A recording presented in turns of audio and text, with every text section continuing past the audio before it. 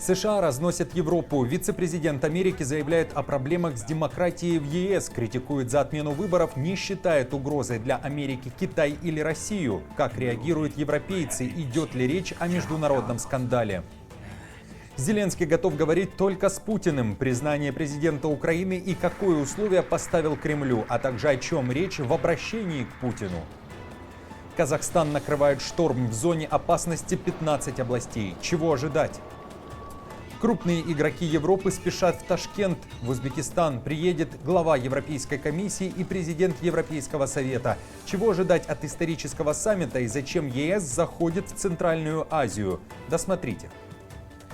Всем привет! Время Прядко. Коротко, четко и по делу о том, о чем говорят в мире. Буду благодарен вам за обратную связь в виде подписки, комментариев и репостов. Возможно, вы захотите оставить лайк. И также под каждым видео жду ваших ответов на мои вопросы. Время начать. И традиционно начнем с обзора новостей, которые связаны с войной в Украине. Накануне в Мюнхене стартовала конференция по безопасности, и там, как бы это ни казалось странным, вице-премьер США Джей Ди Венс разнес европейцев. Буквально о его речи пишут все западные СМИ, а те, кто присутствовал в зале, лично говорят, что они не просто в шоке, а в глубоком шоке.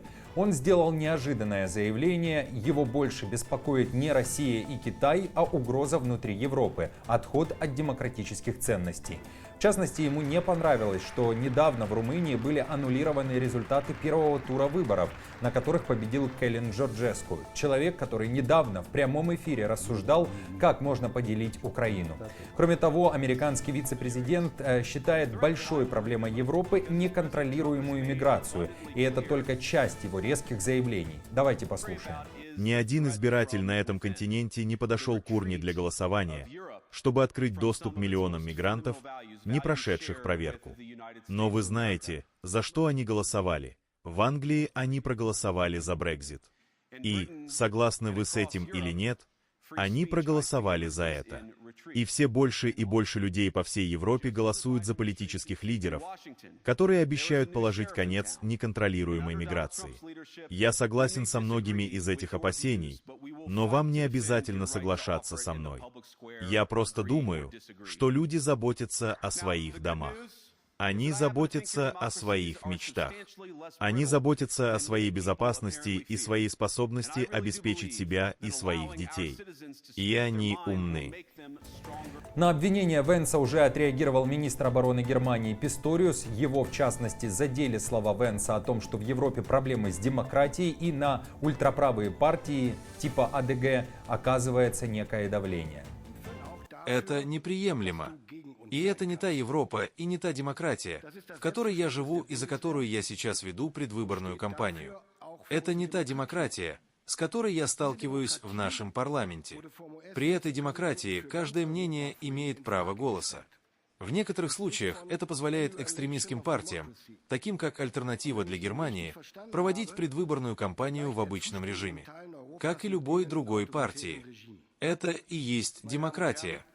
Зеленский же на этой конференции вновь повторил слова о том, что если Украина не будет в НАТО, то ей придется создавать свой аналог НАТО. А для этого необходимо будет увеличивать вооруженные силы Украины уже в 2 раза как минимум. В Мюнхене Зеленский заявил, что готов встретиться только с одним россиянином, чтобы говорить о мире в Украине. И это Путин. Но есть условия. Я встречусь только с одним русским, с Путиным, и только после того, как у нас будет общий план с Трампом, с Европой. А мы сядем за стол переговоров с Путиным и остановим войну.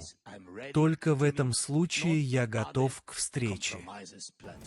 Украину сразу примут в НАТО, если Российская Федерация совершит новое нападение на ее территории после подписания мира. Об этом заявил республиканец Линдси Грэм во время встречи американских сенаторов с президентом Украины Зеленским. Он также обратился к Путину. Я хочу, чтобы Путин знал, если он сделает это еще раз, то Украина моментально вступит в НАТО. И если случится новое вторжение, будут не только санкции или другие неприятности, а наши войска будут в Украине. Идея заключается в том, что если мы не можем принять их в НАТО сейчас, то Путин должен знать, если он повторит попытку вторгнуться, то Украина моментально вступает в НАТО. Зеленский, кстати, провел личную встречу с вице-президентом США Джей Ди Венсом на полях Мюнхенской конференции по безопасности. Сказал, что это первая и не последняя встреча, потому что Украине и США есть о чем говорить, над чем работать, в частности, над подготовкой плана, как остановить Путина и закончить войну, заявил Зеленский. Друзья, а что вы думаете о череде всех этих заявлений? Аналитики, например, считают, что США начали некую войну против Европы, и их ценности теперь расходятся. Пишите свое мнение в комментариях. ЕС заходит в Центральную Азию, что стоит за историческим саммитом в Узбекистане. Крупные игроки Европы спешат в Ташкент. Глава Европейской комиссии Урсула фон дер Ляйен и президент Европейского совета Антонио Кошта прилетят в Узбекистан 3 апреля, чтобы впервые в истории провести саммит ЕС «Центральная Азия». За одним столом соберутся лидеры Казахстана, Кыргызстана, Таджикистана, Туркменистана и, конечно же, Узбекистана.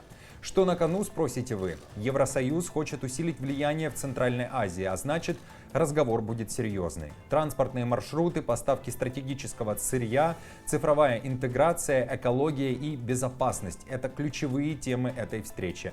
Но главная интрига – насколько далеко ЕС готов зайти в регионе, который традиционно был под влиянием России и Китая. Мы живем в мире хаоса и фрагментации, где единственным возможным решением для ЕС является укрепление партнерства ради мира и процветания. В многополярном мире необходимо более активное и адресное взаимодействие. Первый саммит ЕС «Центральная Азия» укрепит нашу приверженность совместной работе во имя мира, безопасности и устойчивого развития с полным соблюдением норм международного права. А перед саммитом уже 4 марта в Ашхабаде состоится министерская встреча ЕС «Центральная Азия», где заложат основу будущих договоренностей. Смогут ли Брюссель и Ташкент стать новыми стратегическими партнерами? Как считаете? Пишите в комментариях. Казахстан накрывает шторм. В 15 регионах объявлено штормовое предупреждение. Готовьтесь к сильному снегу, метелям, ледяным дорогам и мощным порывам ветра. Чего ждать еще? Синоптики говорят, что снегопады и метели накроют север, запад и горные районы. Гололед сделает дороги смертельно скользкими, особенно в Алматы, Костанае, Кызылорде и Шымкенте.